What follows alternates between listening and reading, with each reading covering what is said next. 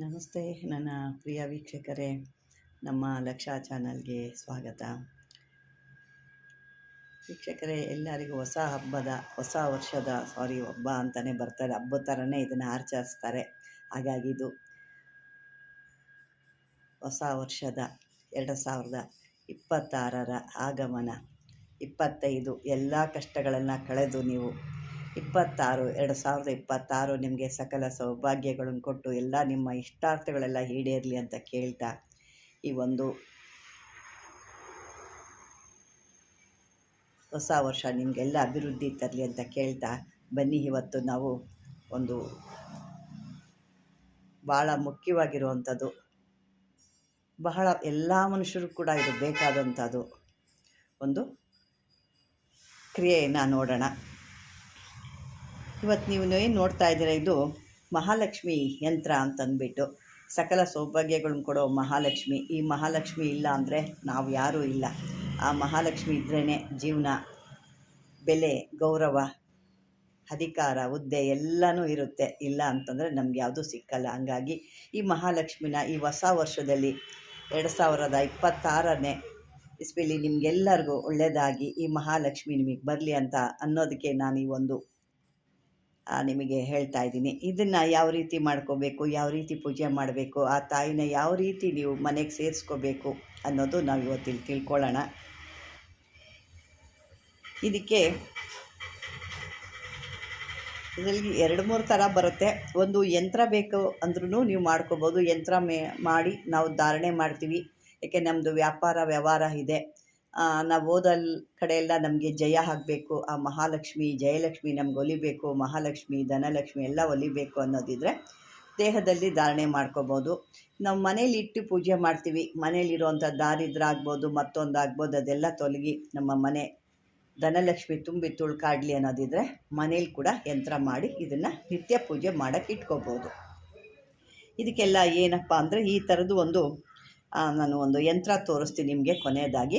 Skip ಮಾಡಿ ನೋಡಿದ್ರೆ ನಿಮಗೆ ಆ ಯಂತ್ರ ಯಾವುದು ಅಂತ ಗೊತ್ತಾಗುತ್ತೆ. ಮಂತ್ರ ಕೂಡ ನಾನು ತೋರಿಸ್ತೇನೆ. ಒಂದು ಯಂತ್ರ ಇರುತ್ತೆ. ಆ ಯಂತ್ರನ ನೀವು ಶುಕ್ರವಾರದಲ್ಲಿ ಸೂರ್ಯೋದಯ ಸಮಯದಲ್ಲಿ ಇದನ್ನು ಬರಿಬೇಕಿದನ್ನು, ಈ ಯಂತ್ರನ ನೀವು ಬರಿಬೇಕಾಗುತ್ತೆ. ಅದು ಯಾವ್ಯಾವುದರಲ್ಲಿ ಯಾವ ವಸ್ತುಗಳು ಬೇಕು ಅದಕ್ಕೆ ಅನ್ನೋದು ನಾವು ನೋಡ್ಕೊಳ್ಳೋಣ. ಇದಕ್ಕೆ ಏಲಕ್ಕಿ, ಪುನುಗು, ಕಸ್ತೂರು, ಈ ಲ್ಯಾವೆಂಡರ್ ಅಂತ ಹೇಳ್ತೀವಿ ನಾವು. ಆ ಒಂದು ಅದು ಸಿಕ್ಕಿಲ್ಲ ಅಂದರೂ ಕೂಡ ಯಾವುದಾದ್ರು ಒಂದು ಸುಗಂಧವಾದ ದ್ರವ್ಯ ಒಂದು ಬೇಕಾಗುತ್ತೆ. ಜವಾಜಿ, ಸಿಂಧೂರ, ಅದೇ ರೀತಿ ಹೇಳಬೇಕು ಅಂದರೆ ₹1 ಕಾಯಿನು 9 ನಾಣ್ಯಗಳು ಇರಬೇಕಾಗುತ್ತೆ. ಇದನ್ನೆಲ್ಲ ಈ ಯಂತ್ರ ಏನು ಬರಿತೀರಲ್ವ, ಆ ಲಕ್ಷ್ಮೀ ಯಂತ್ರ ಏನು ಬರಿತೀರಲ್ವ, ಆ ಬರೆದಿರೋದ್ರ ಮೇಲೆ ಇದನ್ನಿಷ್ಟು ಇಡಬೇಕು. ಇಟ್ಟು ಇದಕ್ಕೆ ಯಂತ್ರಲ್ಲಿ ಬರೀತೀರಾ ಇದೆ ನೋಡಿ. ಈಗೇನು ನೀವು ಹೇಳಿದರೆ ಇದನ್ನೆಲ್ಲ ಸ್ವಲ್ಪ ಮಿಕ್ಸ್ ಮಾಡ್ಕೋಬೇಕು. ಏಲಕ್ಕಿ, ಪುನುಗು, ಕಸ್ತೂರಿ, ಲ್ಯಾವೆಂಡ್ರ್ ಅಥವಾ ಸುಗಂಧ, ಜವಾಜಿ, ಸಿಂಧೂರ ಇದನ್ನೆಲ್ಲ ಮಿಕ್ಸ್ ಮಾಡಿ ನೀವು ಈ ಒಂದು ಅಕ್ಷರಗಳನ್ನ ಈ ಬಾಕ್ಸ್ ಹಾಕ್ಕೊಂಡು ಈ ಯಂತ್ರದ ಮೇಲೆ ಈ ಅಕ್ಷರಗಳನ್ನ ಬರಿಬೇಕಾಗುತ್ತೆ. ಬರೆದು ಮಿಕ್ಕಂಥ ವಸ್ತುಗಳನ್ನ ಕೂಡ ಅದ್ರ ಮೇಲೆ ಇಟ್ಟು ನೀವು ಪೂಜಾ ಮಂದಿರದಲ್ಲಿ ನೀವು ಇಟ್ಕೊಂಡು ಪ್ರತಿದಿನ ಪೂಜೆ ಮಾಡ್ಬೋದು. ಈ ಮೂಲ ಮಂತ್ರ ಕೂಡ ನಿಮಗೆ ಒಂದು 10,008 ಬಾರಿ ಇದನ್ನು ಜಪ ಮಾಡಬೇಕಾಗುತ್ತೆ. 30 ದಿನಗಳ ಕಾಲ ಇದನ್ನು ವೃತ ರೀತಿ ಮಾಡಬೇಕಾಗುತ್ತೆ. ವೃತ ರೀತಿಲಿ ಸ್ತ್ರೀಯರಾದರೆ ಅವರ ಒಂದು ಸಮಯ 5 ದಿನ ಇರುತ್ತೆ. ಆ 5 ದಿನದಲ್ಲಿ ಮಾಡಬಾರ್ದು. ಅದನ್ನೇ ಯಾರಾದರೂ ಕಂಟಿನ್ಯೂ ಮಾಡ್ತೀವಿ ನಿಮ್ಮ ಮನೆಯಲ್ಲಿ, ನಾವು ಹಂಗೆ ಒಂದು 5 ದಿವಸ ಅದನ್ನು ಕಂಟಿನ್ಯೂ ಮಾಡಿಕೊಡ್ತೀವಿ ಅಂದರೆ ಅವ್ರು ಕಂಟಿನ್ಯೂ ಮಾಡ್ಬೋದು. ಅದು ಅವ್ರದ್ದು ಮುಗಿದ ನಂತರ ಮತ್ತೆ ಅವರು ಅದನ್ನು ಪೂಜೆ ಮಾಡ್ಕೋಬೋದು. ಇದನ್ನು ಯಾರಾದರೂ ಮನೆಯಲ್ಲಿ ಪೂಜೆ ಮಾಡ್ಬೋದು. ಅಂದರೆ ಪೂಜೆನ ನಿಲ್ಲಿಸಬಾರ್ದು. ಅದನ್ನು ನೋಡ್ಕೊಂಡು ನೀವು ಮಾಡಬೇಕಾಗತ್ತೆ. ಮತ್ತು ಇದಕ್ಕೆ ಏನಪ್ಪ ಅಂದರೆ ಲಕ್ಷ್ಮೀ ಕವಚ ಕೂಡ ಪಠಿಸಬೇಕಾಗುತ್ತೆ.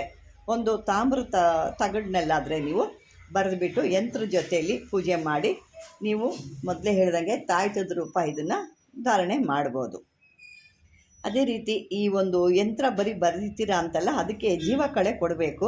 ಮತ್ತು ಆ ಒಂದು ಯಂತ್ರಕ್ಕೆ ಒಂದು ಶಾಪ ನಿವೃತ್ತಿ ಮಾಡು, ಜೀವ ಕಳೆ ಕೊಟ್ಟು ಅದಕ್ಕೆಲ್ಲ ಸಂಕಲ್ಪ ಮಾಡಿಕೊಂಡು ಶ್ರೀ ಮಹಾಲಕ್ಷ್ಮಿನ ಆಹ್ವಾನ ಮಾಡಿ ಈ ಬಿಳಿ ಗಂಧ ಅಂತ ಬರುತ್ತೆ, ಆ ಬಿಳಿ ಗಂಧದಿಂದ ಅದಕ್ಕೆ ಆ ತಗಡು ಮೇಲೆಲ್ಲ ಬರೆದು ಬಿಳಿ ಹೂಗಳಿಂದ ಆ ಮಹಾಲಕ್ಷ್ಮಿ ಫೋಟೋ ಏನು ನೀವು ಆ ಯಂತ್ರದ ಮೇಲೆ ಲಕ್ಷ್ಮೀ ಸಹಸ್ರನಾಮದಿಂದ ಇದನ್ನು ಪೂಜೆ ಮಾಡಬೇಕು.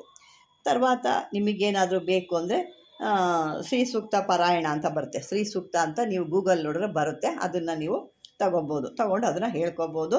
ಇನ್ನು ಇದಕ್ಕೆಲ್ಲ ಅಂತಂದರೆ ಈ ಒಂದು ಲಕ್ಷ್ಮೀನು ನೀವು ಹವನ ಮಾಡಬೇಕು ಅಂದರೆ ಅದು 10,008 ಮಾಡ್ಬೋದು. ಮೊದಲು ನೀವು 30,000, ಅದು ಇನ್ನೊಂದು 2 ಬರುತ್ತೆ, ಒಂದು ಮೂಲ ಮಂತ್ರ ಮತ್ತು ಒಂದು ಪೂಜಿಸುವ ಒಂದು ಲಕ್ಷ್ಮೀ ಕವಚ 2 ಬರುತ್ತೆ. ಮೂಲ ಮಂತ್ರ ಬಂದರೂ ಒಂದು 8-10 ನಮ್ಮ ಅಕ್ಷರ ಅಷ್ಟೇ ಬರುತ್ತೆ. ಅದನ್ನು 30 ಸಾರಿ ಜಪ ಮಾಡಿ ಆ ಒಂದು ಏನು ನೀವು ಪೂಜೆ ಮಾಡ್ತಾರೆ ಅದಕ್ಕೆ ನೀವು ಮಾಡಿದಂಥ ಪೂಜೆಗೆ ಅರ್ಪಣೆ ಮಾಡಬೇಕು. ಪೂಜಾ ಮಂದಿರಲ್ಲಿಟ್ಟು ಪ್ರತಿದಿನ ಇದನ್ನು ಬಿಳಿ ಪುಷ್ಪಗಳಿಂದ ಅರ್ಚಿಸ್ತಾ ಇದ್ದರೆ ನಿಮ್ಮ ಆರ್ಥಿಕ ತೊಂದರೆಗಳಿಗೆಲ್ಲ ಹೋಗ್ತವೆ. ಅಥವಾ ಜಾತಕದಲ್ಲಿ ಲಕ್ಷ್ಮಿ ಯೋಗ ಇಲ್ಲ ಅಂದವ್ರಿಗೂ ಕೂಡ ಈ ಯಂತ್ರನ ಪೂಜೆ ಮಾಡ್ಬೋದು. ಪ್ರತಿ ಶುಕ್ರವಾರನೇ ಇದನ್ನು ನೀವು ಪೂಜೆ ಮಾಡಬೇಕಾಗುತ್ತೆ. ಬನ್ನಿ ಇವಾಗ ಮಹಾಲಕ್ಷ್ಮಿ ಯಂತ್ರ ಹೇಗಿರುತ್ತೆ ಅನ್ನೋದು ಇದು ಲಕ್ಷ್ಮಿ ಯಂತ್ರ. ಲಕ್ಷ್ಮಿ ಯಂತ್ರನ ನಾನು ಏನು ಹೇಳಿದ್ದೀನಿ ಆ ರೀತಿ ನೀವು ಬರ್ಕೋಬೇಕಾಗುತ್ತೆ. ಸುಗಂಧ ದ್ರವ್ಯಗಳಿಂದ ಇಡಬೇಕಾಗುತ್ತೆ. ಮತ್ತು ಈ ಒಂದು ಆ ಯಂತ್ರ ಏನಿರುತ್ತಲ್ಲ ಅದಕ್ಕೆ ನೀವು ಒಂದು ಪಂಚಾಮೃತ ಅಭಿಷೇಕ ಮಾಡಬೇಕು. ಅದಕ್ಕೆ ಮಾಡಿಬಿಟ್ಟು ಅದನ್ನು ಒಂದು ಕ್ಷೀರಾನ್ನ ಮಾಡಬೇಕು. ಕ್ಷೀರಾನ್ನ ಅಂದರೆ ಸಾಮಾನ್ಯಗೆ ಅನ್ನದ ಪಾಯಸ ಅಂತ ಹೇಳ್ತೀವಿ. ಕ್ಷೀರಾನ್ನ ಅಂದರೆ ಅನ್ನದ ಪಾಯಸ ಅಂತ. ಅದನ್ನು ನಿವೇದನೆ ಮಾಡಬೇಕಾಗುತ್ತೆ. ಇವು ಬಿಳಿ ಹೂಗಳಿಂದ ಒಂದು ಸಹಸ್ರನಾಮಾವಳಿ, ಲಕ್ಷ್ಮೀ ಸಹಸ್ರನಾಮಾವಳಿ ಕೂಡ ಜಪ ಮಾಡಿ ಸಿದ್ಧಿ ಮಾಡಬೇಕಾದ್ರೆ ನೀವು ಅಂದರೆ ಈ ಒಂದು ಪೂಜೆ ಮಾಡಬೇಕಾದ್ರೆ ಬಿಳಿ ಹೂಗಳನ್ನ 108 ಹೂವು ತೊಗೊಂಡು ಅದನ್ನು ಲೆಕ್ಕ ಮಾಡಿ ಇಟ್ಕೋಬೇಕು ಪಕ್ಕದಲ್ಲಿ. ಅದನ್ನು ನೀವು ಈ ಮಂತ್ರ ಹೇಳ್ಕೊಂಡು ಒಂದೊಂದೇ ಹಾಗೆ ಹೇಳಿದಾಗ 108 ಅದು ಬರುತ್ತೆ. ಅದನ್ನು ಮತ್ತೆ ಹಾಗೆ ಕಂಟಿನ್ಯೂ ಮಾಡ್ಬೋದು. ತಿರ್ಗಾ 108 ಮತ್ತು 108 ಈ ರೀತಿ ಹೇಳ್ಕೊಳ್ತಾ ಇದ್ದರೆ ಅವನಲ್ಲೇ ಆಗುತ್ತೆ. ತದನಂತರ ಈ ಒಂದು ಮಂತ್ರ ಬಂದು ನಿಮಗೆ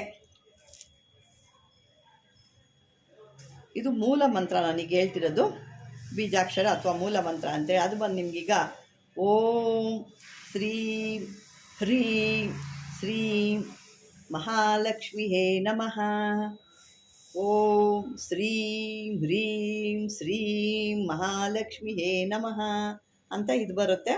ಈಗ ನಿಮ್ಗೆ ಇನ್ನೊಂದು ಏನಪ್ಪ ಅಂದರೆ ನಿಮಗೆ ಲಕ್ಷ್ಮೀ ಕವಚ ಸಾಮಾನ್ಯ ಎಲ್ಲದರಲ್ಲೂ ನಿಮಗೆ ಸಿಕ್ಕುತ್ತೆ. ಲಕ್ಷ್ಮೀದು ಯಾವ್ದಾರ ಒಂದು ವರಮಹಾಲಕ್ಷ್ಮಿ ವೃತ್ತದ್ದು ಬುಕ್ಸು ಅಥವಾ ಲಕ್ಷ್ಮೀ ಸಹಸ್ರಮಾವಳಿ ಬುಕ್ಸ್ ಎಲ್ಲ ಇದ್ದರೆ ಸಿಗುತ್ತೆ ನಿಮ್ಗೆ. ಅದು ಸಿಕ್ಕಿಲ್ಲ ಅಂದರೂ ಪರವಾಗಿಲ್ಲ, ಅದು ಹೇಳ್ಕೊಂಡಿಲ್ಲ, ಯಾಕಂದರೆ ಸ್ವಲ್ಪ ದೊಡ್ಡದಿರುತ್ತೆ, ಅದನ್ನೆಲ್ಲ ಹೇಳೋಕ್ಕೆ ನಿಮ್ಗೆ ಕಷ್ಟ ಆಗುತ್ತೆ. ಅದನ್ನು ನಾನು ತೋರಿಸ್ತೀನಿ ನಿಮ್ಗೆ. ಆದವರು ಆ ಲಕ್ಷ್ಮೀ ಕಟಾಕ್ಷ ಬೇಕು, ನಾವು ಕಷ್ಟಪಡ್ತೀವಿ. ಯಾಕೆಂದರೆ ನಾವು ಕಷ್ಟಪಟ್ಟಾಗೆ ಎಲ್ಲ ದೇವ್ರುಗಳಿಗೂ ಅಯ್ಯೋ ಅನಿಸೋದು. ನಾವೇನು ಸುಖದಿಂದ ನಾವು ಕೆಲವರು ಹೋಗ್ತೀವಿ ಕಾರಲ್ಲೇ ಆರಾಮಾಗಿ ಹೋಗ್ತೀವಿ, ಎ ಸಿ ಕಾರಲ್ಲಿ ಆರಾಮಾಗಿ ಹೋಗಿ ಅಯ್ಯೋ ಅಮ್ಮ ಸಾಕಾಗಿದೆಯಮ್ಮ ನಮ್ಮ ಕಷ್ಟ ಪರಿಹಾರ ಮಾಡು ಅಂತೀವಿ. ಅವಳು ಅಂತಾಳೆ, ಏನು ಆರಾಮಾಗಿ ಎ ಸಿ ರೂಮಲ್ಲಿ ಬಂದಿದ್ಯಾ, ಎ ಸಿ ಕಾರಲ್ಲಿ ಬಂದ್ಯಾ, ಎ ಸಿ ಕಾರಲ್ಲಿ ಹೋಗ್ತೀಯಾ, ಏನು ನಿನಗೆ ಕಷ್ಟ ಅಂತ ಕೇಳ್ತಾಳೆ. ಕೆಲವರು ನಡಿಲಾರ್ದೆ, ಬಸ್ ಇಲ್ಲದೆ, ಟ್ಯಾಕ್ಸಿ ಇಲ್ಲದೆ ನಡ್ಕೊಂಡು ಕಲ್ಲು ಮುಳ್ಳು ಚುಚ್ಕೊಂಡು ಅವ್ರು ಬಂದು ಕೇಳ್ಕೊಳ್ತಾರೆ. ಆವಾಗ ಅವಳಿಗೆ ಅಯ್ಯೋ ಅನಿಸುತ್ತೆ, ಅಯ್ಯೋ ಪಾಪ ಇಷ್ಟು ಕಷ್ಟದಲ್ಲಿ ಬೈದ್ದಾರೆ, ಇವಳಿಗೆ ಒಂದು ಸಹಾಯ ಮಾಡಬೇಕು ಅಂತ. ಆ ರೀತಿ ಇರುತ್ತೆ. ನಾವೆಷ್ಟು ಕಷ್ಟಪಟ್ಟು ಅವಳನ್ನ ಕೇಳ್ಕೊಳ್ತೀವೋ ಅದೇ ರೀತಿ ಅವಳು ಕೂಡ ನಮಗೆ ನಮ್ಮ ಕಷ್ಟಗಳನ್ನ ಪರಿಹಾರ ಮಾಡ್ತಾಳೆ. ಹಾಗಾಗಿ ಇಂಥ ಒಂದು ಇದನ್ನು ನೀವು ಯಾವತ್ತೂ ಒಂದು ಕಷ್ಟದಲ್ಲಿ ಅಸಾಧ್ಯ ಇರೋದನ್ನ ಸಾಧ್ಯ ಮಾಡ್ಕೊಂಡಾಗಲೇ ಪ್ರತಿಯೊಂದು ಆಗಲಿ ಒಂದು ನಮ್ಮ ಕೆಲಸಗಳು ನಡೆಯೋದು. ನಮ್ಮ ಕೈಲಿ ಆಗಲ್ಲಪ್ಪ, ಅಯ್ಯೋ ಇದನ್ನು ಯಾರು ಎಷ್ಟಾರೆ, ಇಷ್ಟೊಂದು ದೊಡ್ಡದಿದೆ, ಇದಿಷ್ಟೋ ತನಕ ಯಾರು ಕೂತ್ಕೊತಾರೆ, ಇಷ್ಟೊಂದು ಲಕ್ಷ ತನಕ ಯಾರು ಹೇಳ್ತಾರೆ ಅಂದಾಗ ನಾವು ನಮ್ಮ ಕಷ್ಟ ನಾವು ತೀರ್ಸ್ಕೊಳ್ಳೋಕೆ ನಾವು ಹೇಳ್ಬೇಕು ಅಂತಂದ್ರೆ ಆಗಲ್ಲ. ಅಂದರೆ ಇನ್ನು ಅವಳು ಬರೋದು ಯಾಕೆ ಬರ್ತಾಳೆ, ನಿನಗೆ ನನ್ನನ್ನು ನೆನೆಸ್ಕೊಳ್ಳೋಕ್ಕೆ ನೀನು ಸಮಯ ಇಲ್ಲ ಅಂದಾಗ ನಾನು ಏನು ನೀನು ಕೊಡಲಿ, ನನಗೂ ಸಮಯ ಇಲ್ಲ ಅನ್ನೋ ರೀತಿಲಿ ಯಾಕೆ ಯಥಾ ರಾಜ ತಥಾ ಪ್ರಜಾ ಆ ರೀತಿ ಇರುತ್ತೆ. ಅದನ್ನೆಲ್ಲ ನೋಡ್ಕೊಂಡು ನೀವು ಮಾಡ್ಕೋಬೋದು. ಈಗ ಬೇಕಾದ್ರೆ ನಾನು ಒಂದು ಲಕ್ಷ್ಮೀ ಕವಚ ಕೂಡ ನಾನು ತೋರಿಸ್ತೀನಿ. ಸಾಧ್ಯ ಆದರೆ ಮಾಡ್ಕೊಳ್ಳಿ, ಇಲ್ಲ ಅಂದರೆ ಈ ಮೂಲ ಮಂತ್ರ ಅದನ್ನು ಮಾತ್ರನೇ ಹೇಳ್ಕೊಳ್ಳಿ. ಬನ್ನಿ ಈಗ ಅದನ್ನು ಕೂಡ ನೋಡಿ. ಇದು ಲಕ್ಷ್ಮೀ ಕವಚ ಸಾಮಾನ್ಯ ಎಲ್ಲ ಬುಕ್ಸಲ್ಲೂ ಇದಿರುತ್ತೆ. ನಾನು ಬುಕ್ಸಲ್ಲೇ ನಿಮಗೆ ತೋರಿಸ್ತಾ ಇದ್ದೀನಿ. ಈ ಒಂದು ಬೇಕು ಆಗುತ್ತೆ ನಾನು ಮಾಡ್ತೀನಿ ಅನ್ನೋರಿದ್ದರೆ ಇದನ್ನು ಕೂಡ ಹೇಳ್ಕೊಬೋದು. ಆಗಲಿಲ್ಲ ಅಂದರೆ ನಾನು ಮೊದಲೇ ಹೇಳ್ದಂಗೆ ಅಷ್ಟು ಒಂದು ಮಹಾಲಕ್ಷ್ಮಿಯ ಇದನ್ನು ಹೇಳ್ಕೊಬೋದು. ಇದನ್ನು ಹೇಳ್ಕೊಂಡು ಯಾರು ಆ ದೇವಿನ ಶ್ರದ್ಧಾಭಕ್ತಿಯಿಂದ ಕರೀತಿರೋ, ಪೂಜೆ ಮಾಡ್ತಿರೋ ಆ ಮಹಾಲಕ್ಷ್ಮಿ ಆವಾಗ ಮನೆಗೆ ಬಂದು ಸಮೃದ್ಧಿಯಾಗಿ ನಿಮ್ಮ ಕಷ್ಟಗಳನ್ನೆಲ್ಲ ಪರಿಹಾರ ಮಾಡ್ತಾಳೆ. ಕಷ್ಟಪಡದೆ ಯಾವುದೂ ಸಿಕ್ಕಲ್ಲ ವೀಕ್ಷಕರೇ. ಯಾವತ್ತೂ ನಾವು ಕಷ್ಟಪಡಬೇಕು, ಕಷ್ಟಪಟ್ರೇ ಕೈ ಕೆಸರಾದರೆ ಬಾಯಿ ಮೊಸರು ಅಂತ ಹೇಳ್ತಾರೆ ನೋಡಿ. ಹಾಗೆ ಹಿರಿಕರು ನಾವು ಕೂಡ ಅಷ್ಟೇ, ನಾವು ಕಷ್ಟಪಟ್ಟು ಆ ದೇವ್ರನ್ನೇ ಆಗಲಿ ಮನುಷ್ಯನಿಗೆ ಯಾರನ್ನೇ ಆಗಲಿ ನಾವು ಕಷ್ಟದಿಂದ ಕೇಳಿದಾಗ್ಲೇ ಅದು ಬರೋದು. ಹೇಳ್ತಾರೆ ನೋಡಿ, ಸಾಕಷ್ಟು ಇರ್ತವೆ ಗಾದೆಗಳು, ಅದನ್ನೆಲ್ಲ ನಿಜಾನೇ. ಮಗು ಹಳದ ಇದ್ದರೆ ಯಾವ ತಾಯಿನೂ ಊಟಕ್ಕೆ ಕೊಡಲ್ಲ ಅಂತ. ಅವ್ರ ಹಸು ಗೊತ್ತಾಗಬೇಕು ಅಂದರೆ ಕೇಳಿದಾಗಲೇ ಆ ತಾಯಿ ನಮ್ಮ ಕಷ್ಟಗಳನ್ನ ಪರಿಹಾರ ಮಾಡೋದು. ಹಾಗಾಗಿ ಆ ತಾಯಿ ಹತ್ರ ನಿಮ್ಮ ಕಷ್ಟಗಳನ್ನೆಲ್ಲ ಕೇಳಿಕೊಂಡು ನಿಮ್ಮ ಕಷ್ಟಗಳನ್ನ ಪರಿಹಾರ ಮಾಡಿ ಅಂತ ಹೇಳಿಕೊಂಡು ನೀವು ಖಂಡಿತ ಈ ಒಂದು ಇದಂತೂ ಅದ್ಭುತವಾದಂಥ ಮಂತ್ರ. ಇದು ಭಾಳ ಕಷ್ಟವೂ ಇಲ್ಲ, ಏನೂ ಇಲ್ಲ. ಇಷ್ಟನ್ನು ನೀವು ಮಾಡಿಕೊಂಡ್ರೆ ಅದ್ಭುತವಾಗಿ ನಿಮ್ಮ ಎಲ್ಲ ಕನಸುಗಳು ಈಡೇರ್ತವೆ.